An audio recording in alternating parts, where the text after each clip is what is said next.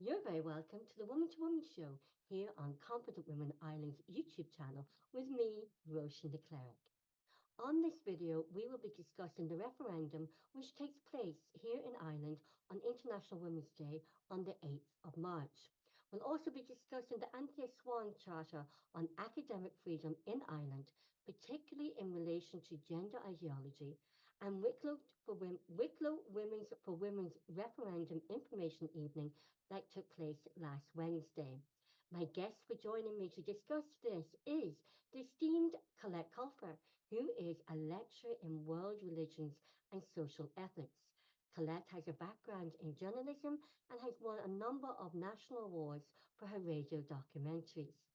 Catherine Monaghan is a stay at home mother, background in nursing many moons ago, she says, and Catherine is a member of the Wicklow Women4Women. The Wicklow Women4Women is a collective of local women who met in 2022 at a conference organised by Women's Spaces Ireland, who were determined to start an open discussion locally about topics they were being silenced by in the mainstream media. We also felt, they said, the real need for support and solidarity dealing with the threats to women's rights and the lack of safeguarding that the push for acceptance of gender ideology entails. So far, they've had two very successful public information evenings, one about the changes to the SPHE curriculum, and more recently about the upcoming referendum.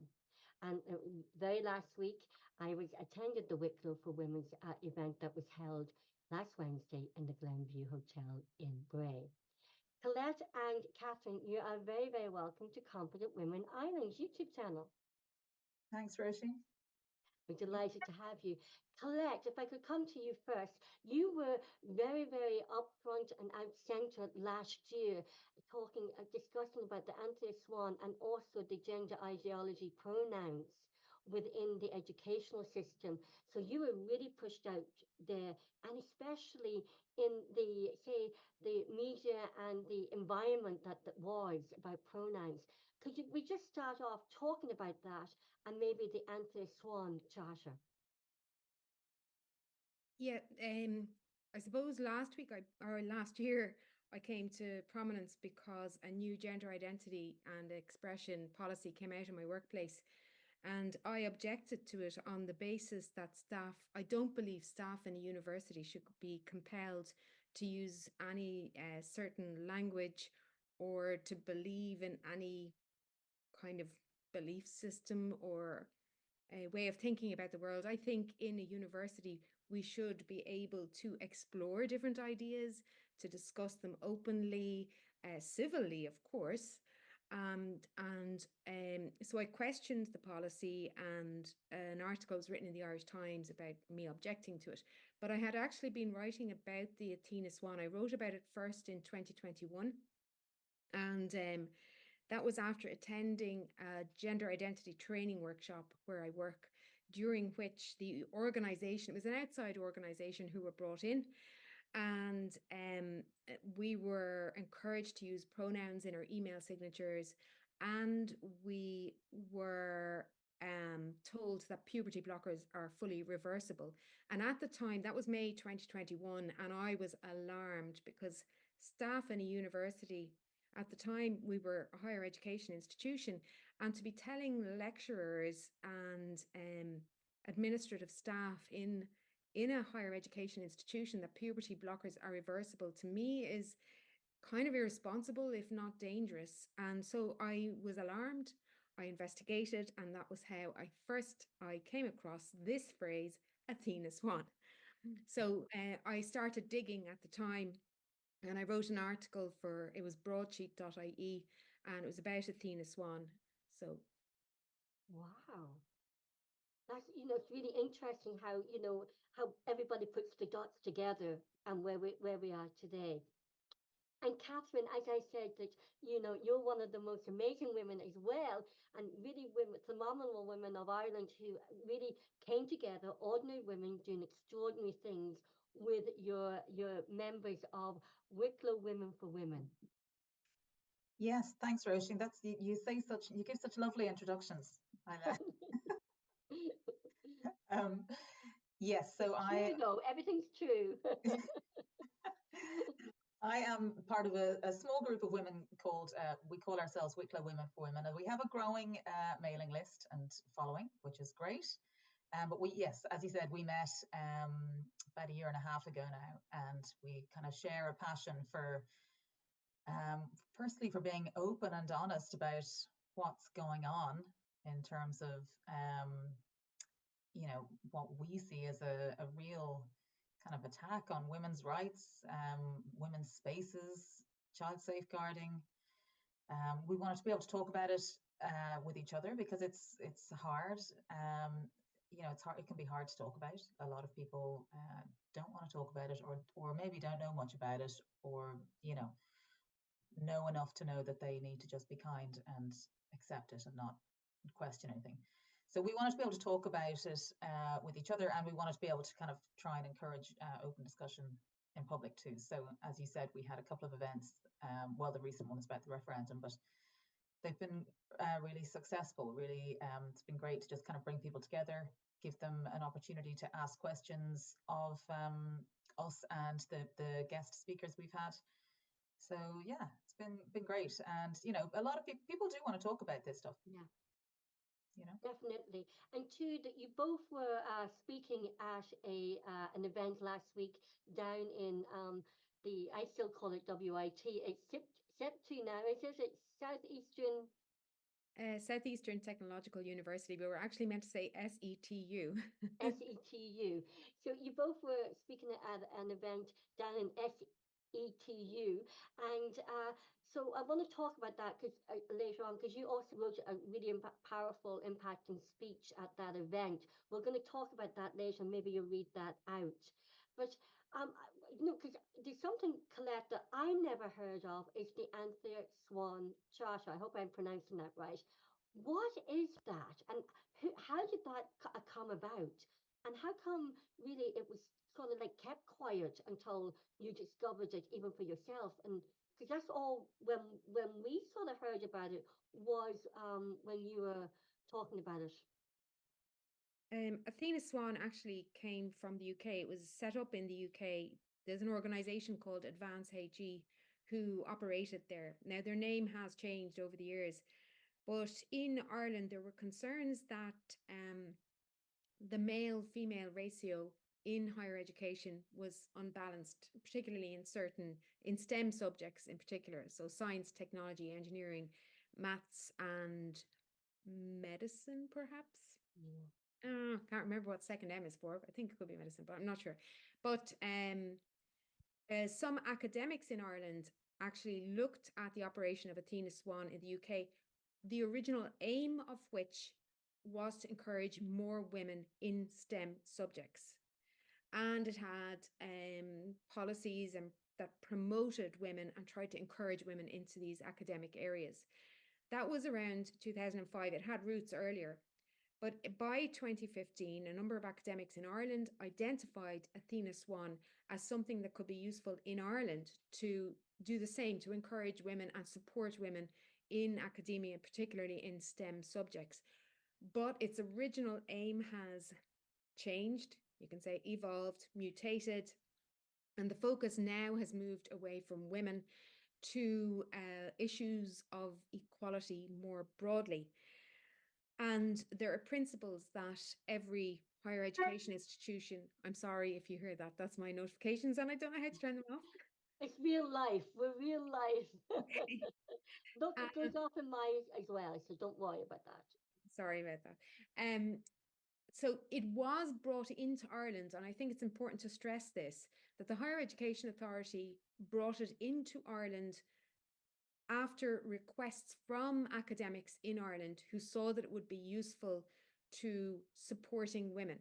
However, its original aim has changed, I would say extraordinarily so.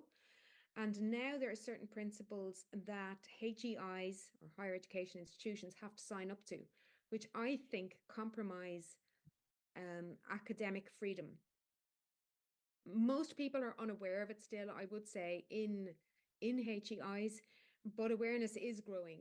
And with that, there are more and more concerns. Now, of course, some people support the aims of it. But the question is, well, what is the purpose of a university? Why do we have higher education institutions? Is it to question, explore, look at evidence, research, or is it to try and get people to think in a certain way about certain subjects? And of course, one of the subjects would be gender identity, which is a contested theory. Some people believe that everyone has such a thing as a gender identity. I personally don't have a gender identity. I know many others who don't have a gender identity. And then we must, I believe, that in a university, we must be able to question, well, what priority should we then give that? What's the evidence for its existence, for how it should be treated or dealt with, its impacts on other other sectors in society, not just education, but also in health, in sports, in prisons, in single sex spaces, in changing rooms, in toilets, in in politics, in law. There's so many other facets that we must be able to look at. I personally, as I said, I don't have a gender identity. I acknowledge that some people do and that it's really important for them. But I think if we're living in a healthy democratic society, we must be able to explore this concept and its implications. Yeah. And what are your thoughts on that too, Catherine, as an Oh, advocate for women and especially for women and children? well, I'd be pretty much on the same page as Colette. I agree with everything that she's just said there. I mean, yeah, I haven't given an awful lot of thought to the Athena Swan Charter, although I did read today there was an article in the paper just today about it. Colette, I think you shared it actually, and it was saying that some of that guidance has been removed in the UK, but it hasn't here. It remains. And I mean, I fully agree. At a university or anywhere, we have to be allowed to challenge ideas. We can't, have a small group of people dictating what everybody else has to believe, you know.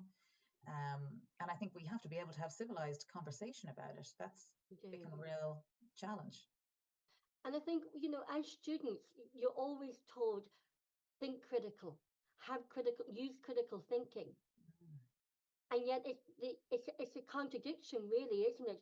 Oh, have critical thinking. Is it have critical thinking as long as it suits the institution's ideology or, you know, charter? So it's really that. It's really stopping. Now, I know when I was young, I've always had my own opinions before I could talk, I think. And I never spoke until I was 5. But my mother said I didn't need to speak. You always knew I had an opinion, on something. But I think that's really good to actually have people having difference of opinions, being able to disagree respectfully, because that's what gets us all thinking, and how we can sort of, well, maybe I could change my belief about that. Maybe I could think about my opinion on that, and it really opens up that discussion of the power of thought, the power of conversation, the power of solving disagreements with people, and how, and when we listen to, I'm from the north, from Derry. I grew up in conflict, so we always got on with people that we disagreed with, and that really had different disagreements. Then we went out that night, dancing and clubbing, and but it was just those disagreements. But nowadays, it's like if you disagree, you're silenced. And what I found really, especially in the media, when I was in the media and I left the media, that women's voices were silenced. You weren't allowed to have a different opinion from, let's say, the media point of view, or the politician's point of view, or anyone's point of view. It was like then we started whispering what we were really thinking, and then we stopped even talking about it. And that's what I loved about the Let Women Speak. It was the first time, oh my God, I can actually talk to people about this again. And I think that's a real shame for young students now at university is, are they being silenced? Are they holding back what they really think? Or even exploring information by asking questions in a safe environment? I mean, it's so shocking to me that that funding is contingent upon following these guidelines too. I mean, and the guidelines on issues that a lot of people outside of that world, you know, a lot of people over the age of maybe 40 are kind of unaware of a lot of this stuff. They don't really know much about it. So it's kind of quite remarkable to me that that funding for these universities and colleges could actually be contingent on this ideology that a lot of people are completely unaware of. Yeah, just to say that in the UK, there's huge differences between what's happening in Ireland and what's happening in the UK with Athena Swan. First of all, the principles are different. So every HEI has to sign up to, there's a number of principles set out. One of the principles involves foster collective understanding. In the UK, that was in relation to gender ideology. In the UK, this was changed following a public spotlight, but that principle remains in the Irish Athena Swan Charter principles. The other thing is that in the UK, every HEI does not have to sign up to Athena Swan, and it's not tied up to funding. In Ireland, any university that wants research funding from all of the major research bodies, so that's Science Foundation Ireland, Environmental Protection Agency, I can't think of the other ones now. There is a few of them, but they're the research board, and the college or university must show that they've signed up to the principles. So you can imagine that means that every single university in Ireland is obliged to foster collective understanding about gender identity issues and certain, it's a way of thinking about it. So where is the space therefore for academic freedom? Now, in the UK, as I said, first of all, the principles are different. There's no requirement to foster collective understanding. Second of all universities, there's no compulsion on universities to sign up to the Charter. Every place, every HEI in Ireland has to sign up to it. And the other thing is in the UK, it was for a time linked to funding, but that was gotten rid of. So whereas in Ireland, you cannot even apply for funding unless your university has signed up to and promised to engage or participate in the charter. It's really like, when you think about it, it's quite extraordinary. And like another key point is like, why is it different in the UK to Ireland? We're the only country in the world that I'm aware of. There are the Athena Swan Charter operates in other countries. But we're the only country in the world that I'm aware of where every institution must sign, every higher education institution must sign up. Colette, the bodies that supply the funding, like the EPA and whoever else, do they have anything? Do they have any say in the kind of compulsory signing up to the charter? It's part of how they operate at the moment. It's all linked to the Higher Education Authority and how they operate. And of course, Simon Harris thinks that Athena Swan is hugely important. Now, it was academics who campaigned for it to be brought to Ireland. So, and it's supported by a lot of academics. And again, it's linked to, the higher education quest for gender equality. So is this what gender equality looks like? And the other thing is that, just to mention this, is that the Equality Acts and legislation in Ireland protect gender. Gender is a protected characteristic in Ireland. But under the legislation, gender refers in Ireland to the sex binary of male or female. In the UK, gender refers to the category of, the socially constructed category of gender roles and gender expression. So they're using the same ideas to apply to legislation that's actually different. In the UK, they have sex as the sex binary male, female, and gender as a social construction. In Ireland, gender in the Equality Acts is the sex binary. And that obviously, if you have a gender recognition cert to say that you're, yes, whatever you are, that applies there.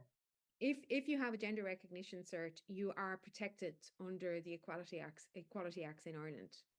Gender Yeah. identity is not a protected characteristic in Ireland, but if you apply the Athena Swan criteria, like a lot of their guidelines and information and tips on how to fill out forms, and some of these are coming from the Higher Education Authority too. So I don't know where the guidance is coming from ultimately, but it's just fantastic that a light has been shone on it, that it was covered in the Irish Times today. And I'm hopeful that more people will pay attention. And there's a group now, Academics for Academic Freedom in Ireland, who are aware of what's going on, and they're determined, and Senator Ronan Mullen brought it up in the Shannon last week as well, which is also fantastic. Great. So that it seems to me now, when I'm sitting here and the last couple of years, it seems to be like a progression from the gender ideology now. And this is just my personal opinion, a connection now to this referendum, because this is just my thoughts. I could be wrong, right? But it seems to be like they were like little stepping stones over the years to where we are today. It's like, to me, it was like planting the seeds, normalizing everything, and making everything normal, especially for the younger generation, where it was normalized. And I noticed it even with my own children growing up. My daughter's 32, my son's 28, 27, and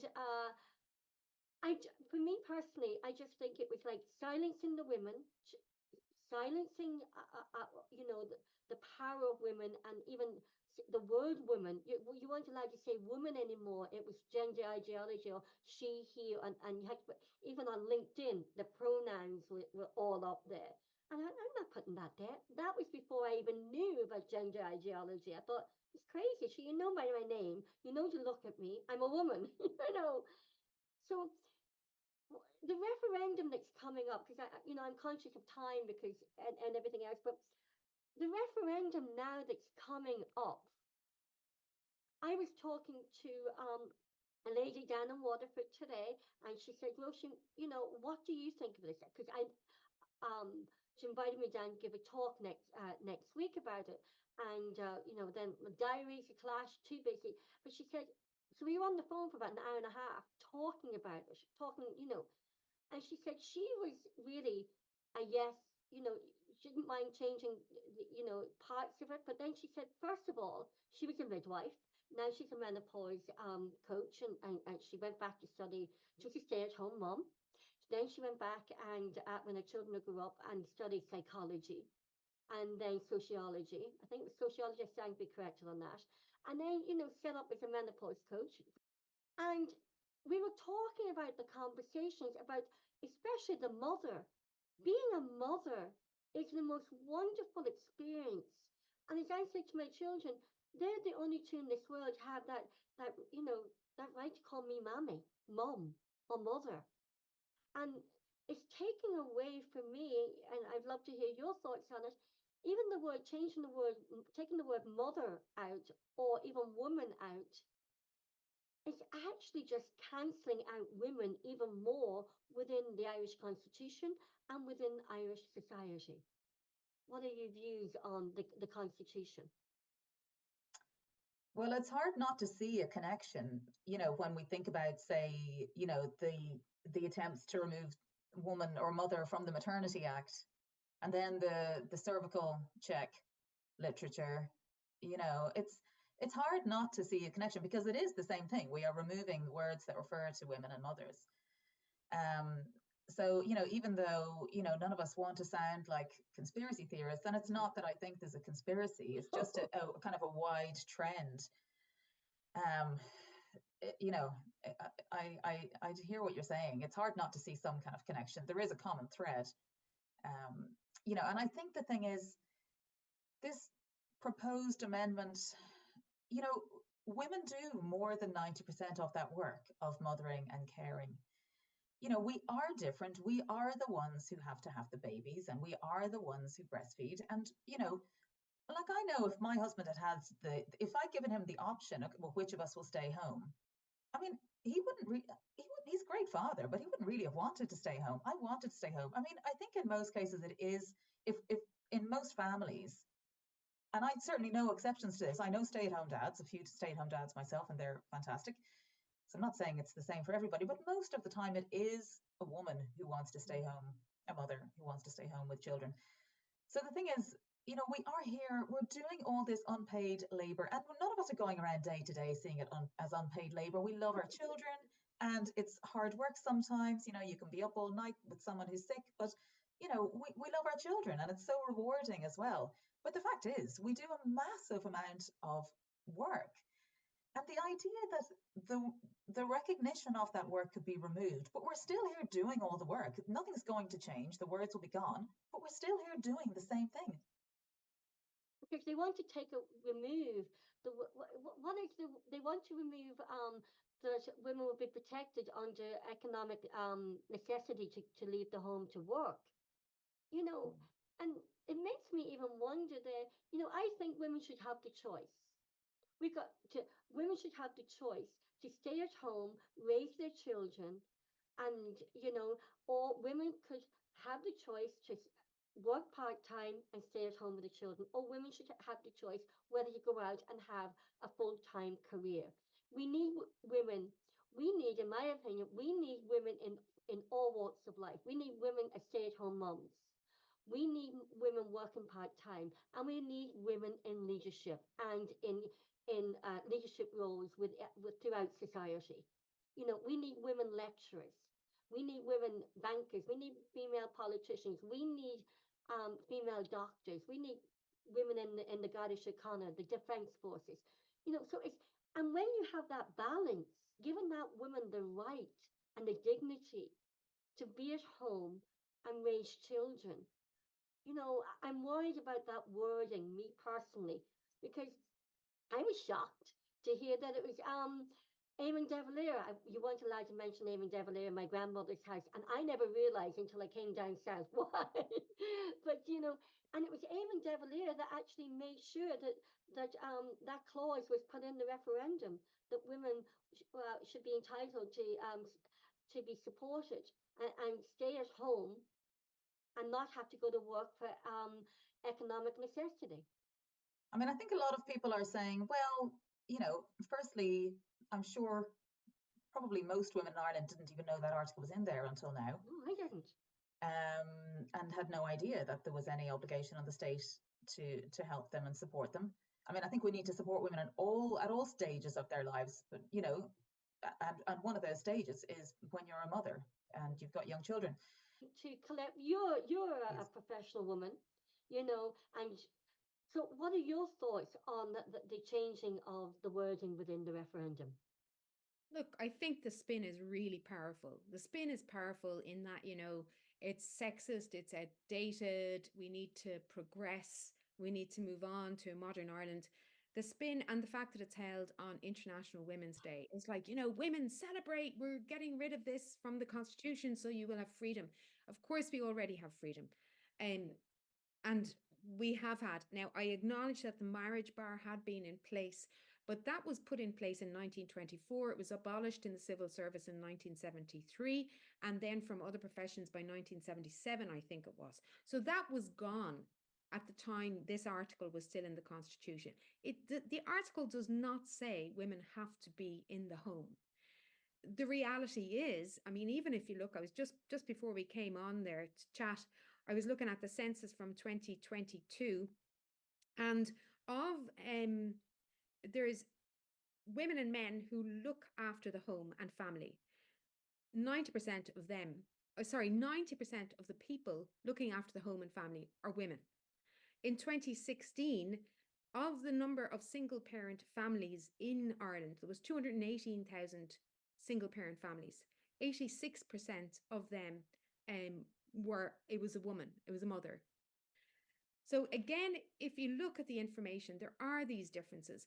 I think I don't necessarily think it's this really terrible thing they're trying to push in gender identity ideology. I do genuinely think that the aim is probably noble, and it's one about recognizing people who do feel excluded.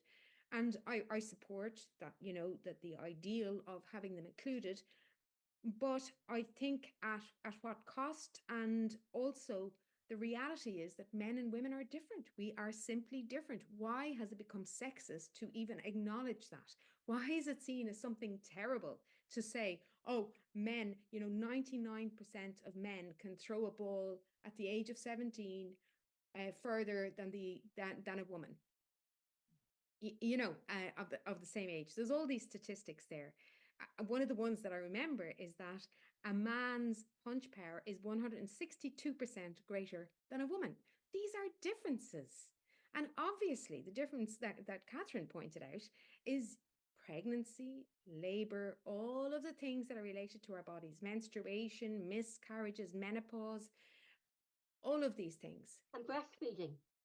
And breastfeeding, yes. Yeah. So when I became a mother, it's the privilege of my life to have gone through labor, as difficult as it was, and after a number of miscarriages, like so many women. And I would have loved to have spent more time at home.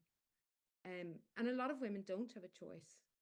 So just to acknowledge that, I think we all are on the same hymn sheet here, that we support women having a choice. Yeah. But Absolutely. yeah, but I do think most importantly that women should be supported, that to stay at home and not be forced out of economic necessity. And I do have concerns about maternity benefit. Sorry, is a child benefit automatically goes to the mother now when there's a two-parent family. Might that change? I just, the whole concept, even durable relationships, none of us know what it means. When does it begin? When does it end? There are reasons some people choose not to get married. Any couple can get married now in Ireland. We have same-sex marriage, we have heterosexual couple, homosexual couples, and there's no guarantee that single-parent families will even be included in this durable relationship, because that's a vertical, not a horizontal relationship. So it's hard to make sense of this, but sadly for me, I do think it will pass. Like all the polls are saying, it will pass. But I would just encourage people to question it. And especially in the last week, because the lady Peter I was talking to earlier on, people are only thinking about it now because of the dates. We're coming up to closer and closer to time, nearly a week, maybe 10 days, but people are only going to start thinking about it from next week on. And people that don't, and there's so much ambiguity over the whole referendum. The media and even audiences in the media are being it's very scrutinized. It's being censored. They're being it's like they're being censored and they're being double checked, and all the social media is being checked, and so even in that, it isn't fair, balanced media reporting on the referendum. And that's something I have a serious issue with, that it's not being reported fairly and with a balance of pros, of for and against, yes and no. Well, can I just say that I think that in the many of the debates I've heard, they have been balanced, actually. So I'd like to give acknowledgement. Yeah. There is, I think you're referring to the upfront debate, and that it was, I've heard that they were checking people's social media accounts to see, what were they saying, and they stopped some people going on because of that. But there was two activists in the audience for the yes side. So there's controversy about that. But I think the panelists themselves, and I've heard some fantastic debates, and great speakers for the yes side and for the no side. So it's great that we're thrashing out the topic. Yeah. But especially at local media and local radio, a lot of people are sort of, oh God, because funding comes down to the government, to local media. So local media is still, very iffy about it, and still very apprehensive of the balance. Now, from next week on, they might start having more of a balance effect on the yes and the no in local media. I think too the a lot of the NGOs who of course got funding from the government and are under pressure to push for a yes vote. I think at our event in the Glenview, I'm not sure if it was Leisha or Colin who made a good point that often, there's been a few articles that have listed, who's on the yes side, who's on the no side. And the groups they list on the yes side tend to be the, fairly conservative Catholic, you know, very conservative leaning groups. They're not mentioning people like us who are fairly kind of, would be considered fairly left leaning, liberal, feminist, maybe women who aren't religious, who aren't coming at it from that perspective. But I know so many women like me who don't fall into the kind of, maybe conservative Catholic group who are pushing for a no. Yeah, and then there's people like me. I'm not in any group. And so like people who are in NGOs are more likely to be invited on maybe to speak about these issues, particularly the more prominent NGOs. But I agree with what you're saying there. And the fact that many of us who are going to be voting no are left leaning, Yeah. and tend to be socially progressive, I suppose. But I was Labour Party. I was the women's officer for Carla Kilkenny until I left Labour in 2016. So I was left. But now, a lot of people who wouldn't know me and know my background would say, "Oh, far right. You're far right." And I go, "Well, get your facts right. I was left. I was Labour, and We're all now far right now. yeah." But now, if it's like it's the it's even that labeling of people who have a difference of opinion. You're a conspiracy theorist. You're anti this. You're anti that. So you're conspiracy theorist. So you're far left, and so all your far right. Sorry. So if you're far right, you're anti everything, which is not the case. no.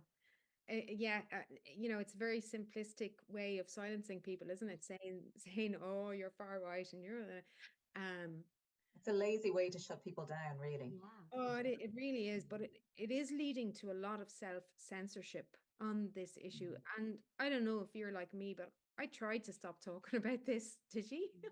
At some point, because you're shamed. You're absolutely shamed. You're pilloried.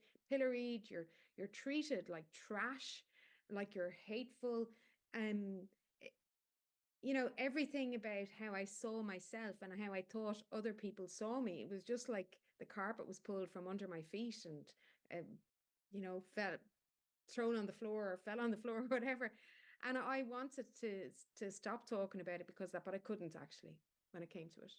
Yeah. As obviously you guys couldn't either. No. And It would be easier not to, but I think yeah. I feel kind of just am compelled to talk about it. It's really important. This is stuff that impacts women in a huge way, and men. Yeah. And we just have to be honest. I'm not into pretending. I can't. I'm not going to lie or pretend. That's just not me. And Yeah. it also gets us wondering too, where did this all come from? How Mhm. long has this been in the script? How long has this been sort of the stepping stones and planting the seeds to where we are? And for me when I was on the radio and I was interviewing and talking about all women's issues, having a women's show on radio, and I remember saying that I thought an awful lot of things that was in the media and people were in NGOs and all the celebrity influencers, it was fake feminism. And I used to say on the radio, this is fake feminism. You know what? It's manufactured fake feminism. No wonder I got into so much trouble. But it was like, for me, it wasn't what feminism was about. Feminism isn't about, hating men and, men are this and men are that. I'm a mother and I had a father and I was married many, many moons ago, a lifetime ago. But that doesn't mean to say I hate men just because I want equality. Look, I question the idea of equality or what is Yeah. equality. I know Catherine is a feminist and sounds like you you are as well, Roisin. I don't consider myself a feminist because I do think there are many problems in feminism. I think that Yeah. feminists have done an awful lot of work and have paved the way and eased the path for us all. Yeah.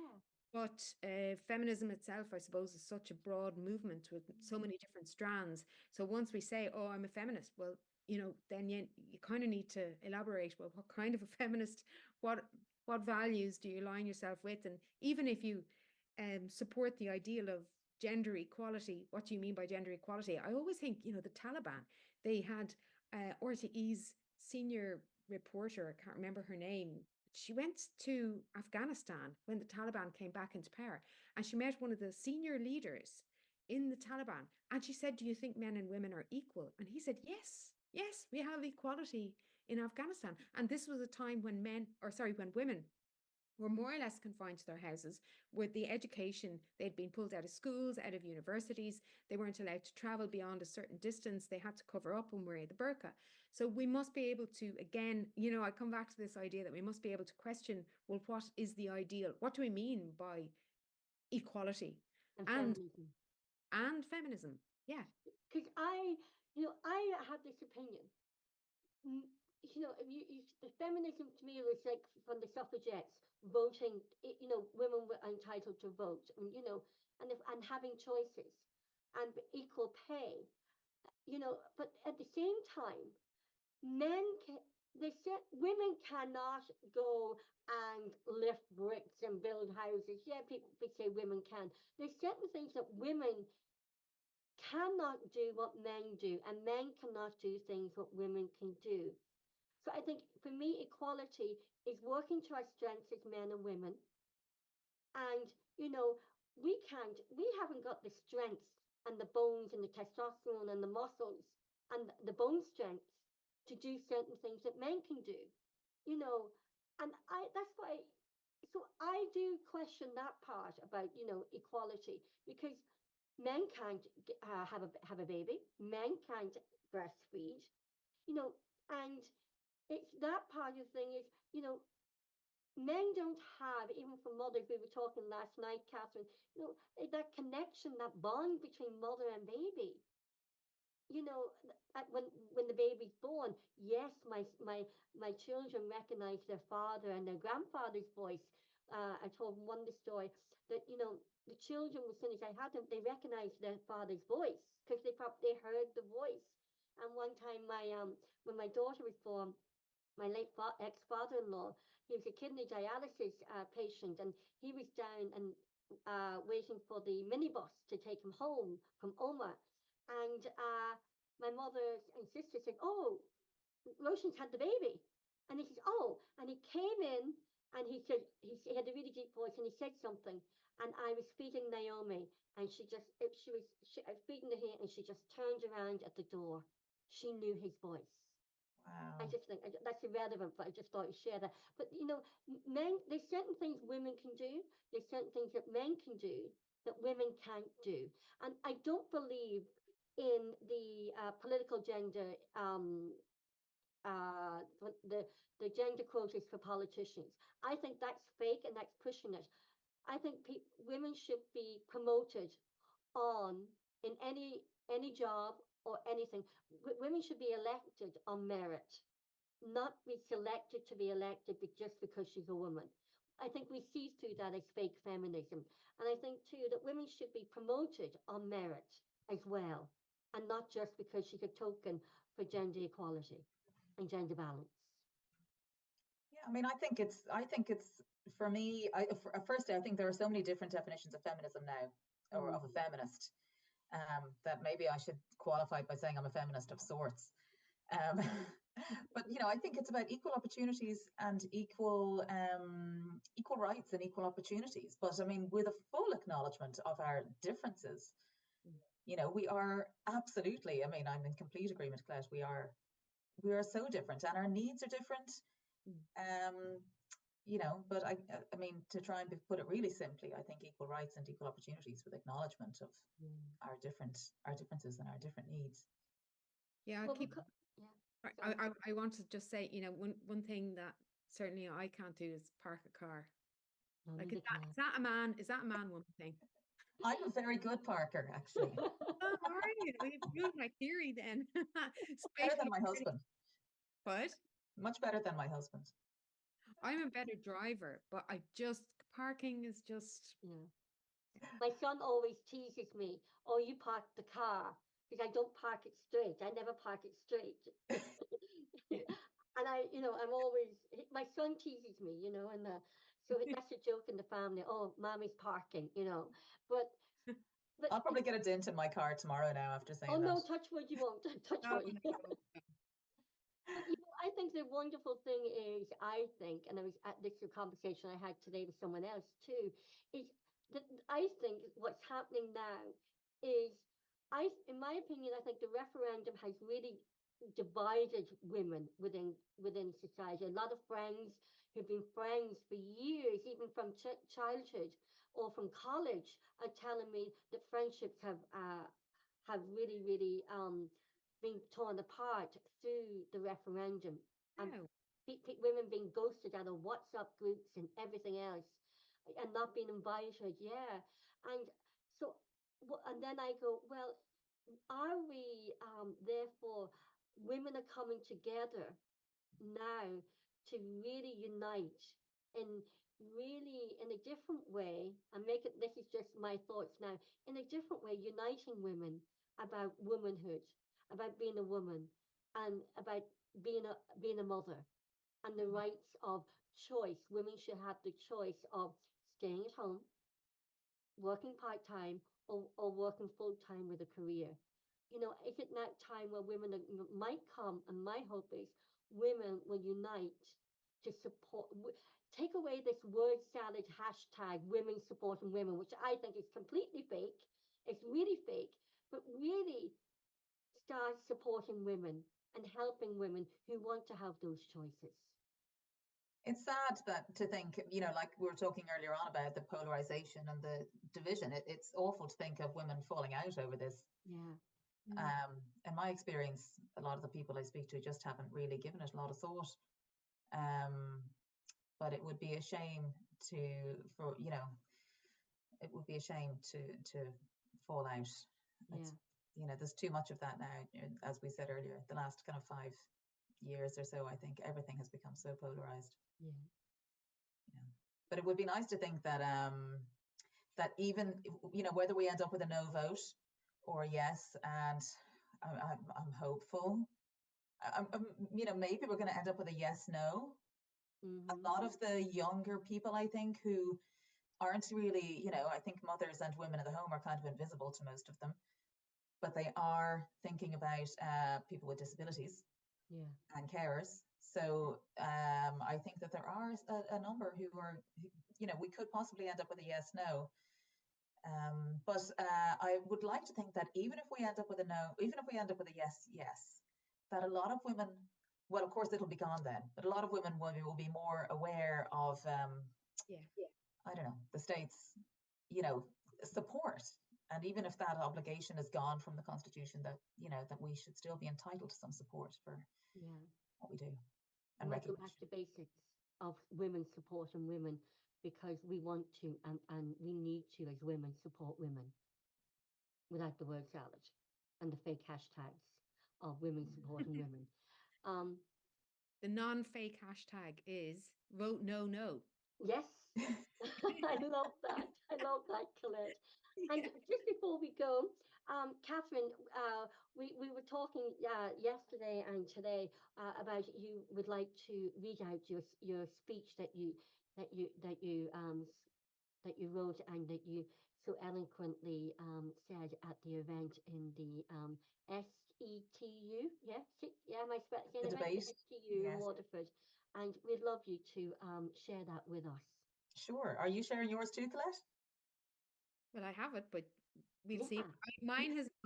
I've posted mine, on Twitter and all the rest. So I think it'd be great to hear yours, Catherine. Nice. Yes, unfortunately the footage from the actual debate didn't survive. But yes, I can read it.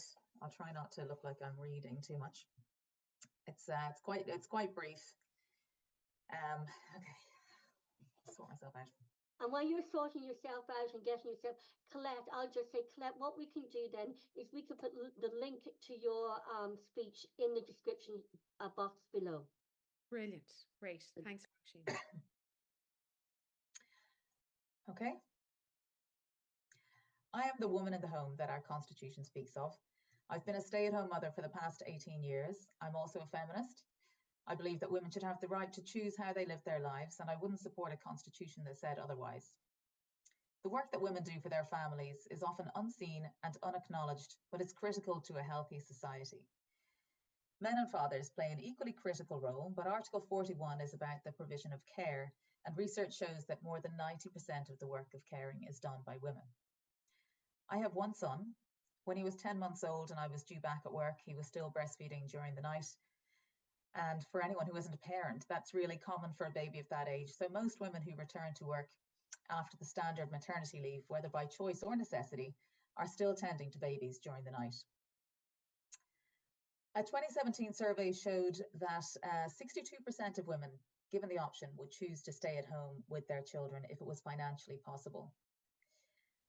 I suspect that until now, many women were unaware that the state had an obligation to support them in this, and I wonder why the NWCI and other feminist organisations haven't been informing them. So I stayed home with my baby, and we took a hit financially, but I honestly felt like I was doing the most important work of my life, and I still do. Our Constitution says that I was doing work without which the common good cannot be achieved.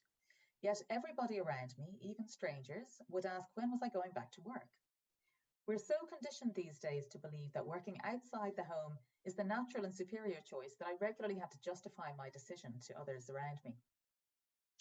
I think we've become somewhat detached from our instincts and from what used to be simple assumptions, like that the ideal person to care for a child is its parent, that breastfeeding is best, that mothers are different to fathers, and that children would be better off in their homes than in creche or after-school care.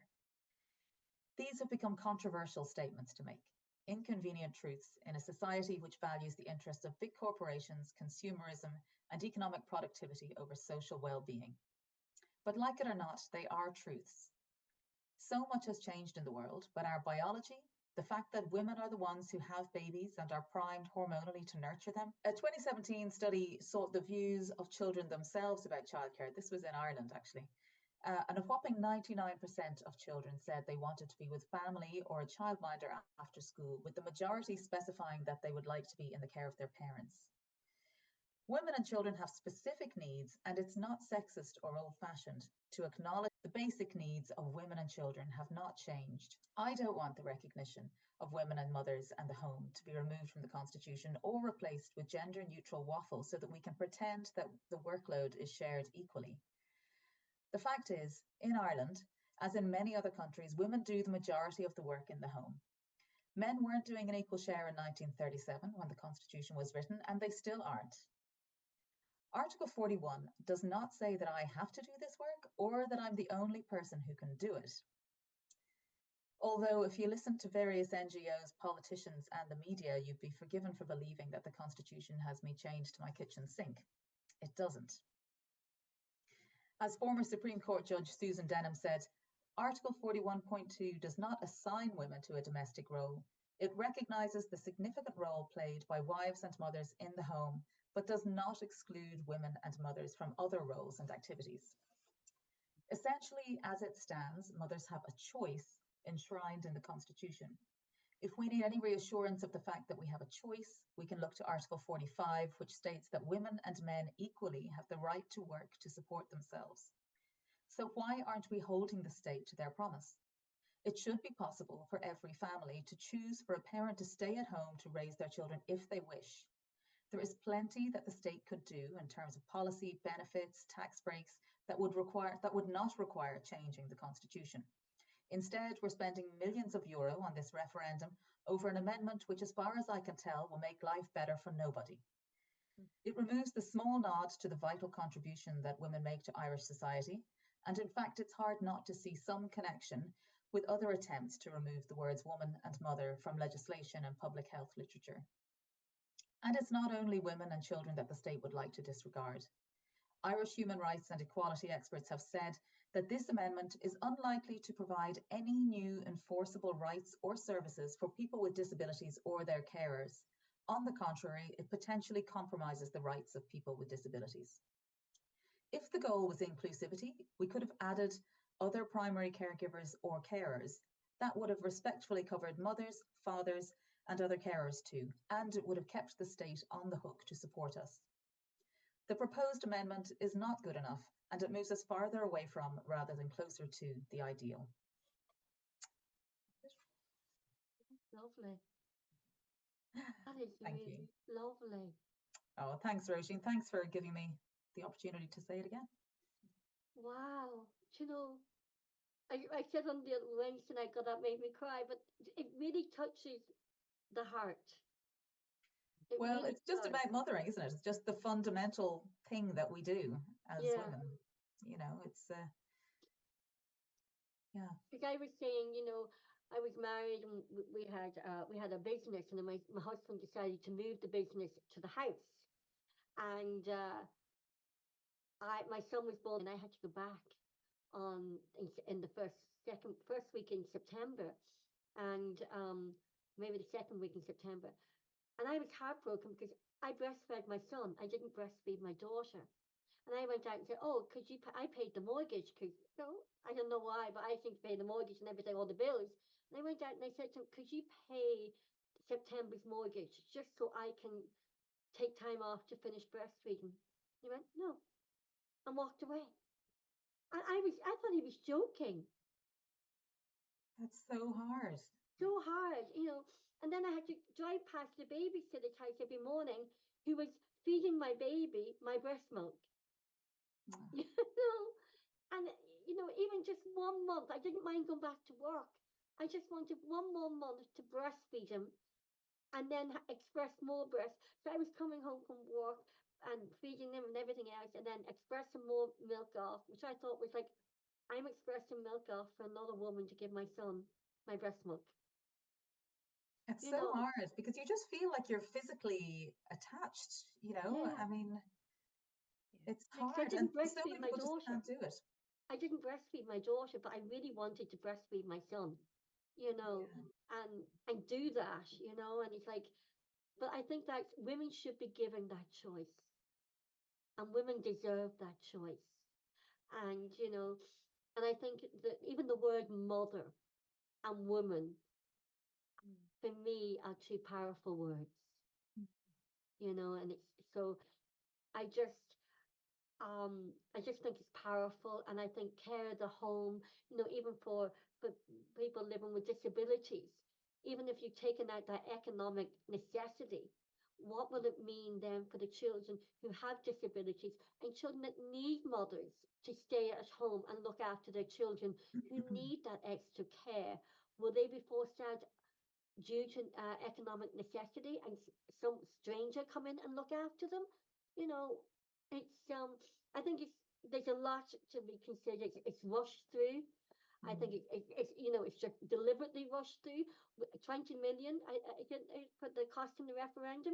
We're having local and European elections in May. They could have equally just had it in May and saved 20 million and put 20 million to the survivors of the mother and baby homes, to the thalidomide, to any other organization, to an organization with children with disabilities, the scoliosis. There's so many places where that 20 million euros could have went Mm.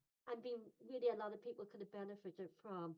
You know, and I'm conscious we're going over time, Colette, that you have to rush off and be at another meeting. So I really want to thank the two of you for coming on Competent Women Ireland tonight, and you know, talking and discussing this. You're two, and I say this from the heart, phenomenal women of substance in Ireland. And you know, it's got this, within time to come, I've got this list of women who are phenomenal women of substance of Ireland, and that's going to be very key, I think. And it's about celebrating that women who are phenomenal women of substance. So thank you so, so much for taking the time to talk to Confident Women Ireland's Woman to Woman show tonight. Thank you, Roisin, and thanks, Colette. Thanks, Roisin, for having us. That was lovely Well, to chat.